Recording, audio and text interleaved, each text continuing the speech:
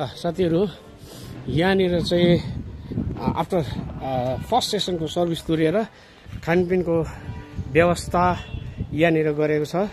सम्पूर्ण गेस्टहरू आउन तयारी सुरु भइसकेको छ र यहाँ सुनिहाल्यौँ हामीले 11 बजीदेखि यहाँ सुरु हुँदैछ। यहाँ किचनको डिपार्टमेन्टलाई पनि एकपल्ट म तपाईँलाई देखाएर चाहिँ किचनमा धमाधम पकाउने काम भइरहेको छ। रितेश हुँदैछ, रितेश हो मेस है। यहाँ खास भाइले चाहिँ यो जय मासे है। ल यो कसैलाई मन नपर्ने चिज काट्दै रहेछ यहाँ हो, बलियो र भरपर्दो है। ल आजको चाहिँ आइटम हेभी रहेछ है। ल फर्स्ट रहेछ बोइल गरेको छ, यसले केही बिगार्दैन होइन, डिसेन्ट्री पनि हुँदैन, ग्यास पनि हुँदैन, खानुमा नि स्वादिलो, बस्नुमा नि स्वाद एकदम छिटो, बलियो र भरपर्दो। ल पाक्छ हेर्नुहोस् है। यो रायोको सागसँग रहेछ, झन् आम्मा लोकल यो बर्खे सागसँग झन् दामी।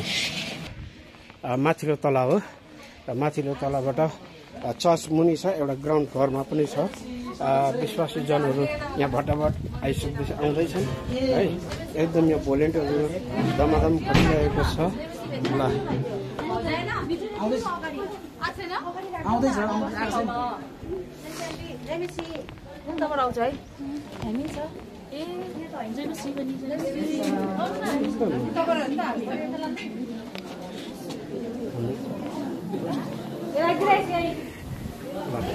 फोटो यहाँबाट मैले लिन गइरहेको छु है।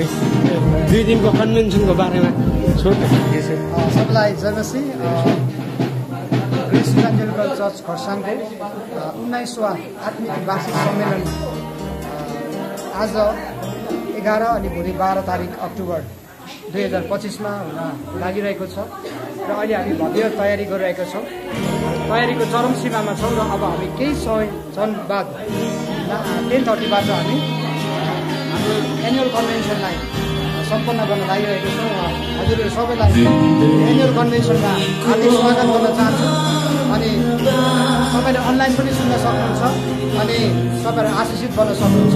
आजको कन्भेन्सनको वक्ता चाहिँ रेभरेन्ड मुन्ना सुन्दास फ्रम कालिम्पोङबाट आइराख्नु भएको छ र अति नै शक्तिशाली अनि अति नै सामर्थ्य परमेश्वरको वचन लिएर आइराख्नु भएको छ। र तपाईँहरू सबैलाई फेरि पनि स्वागत गर्दछु।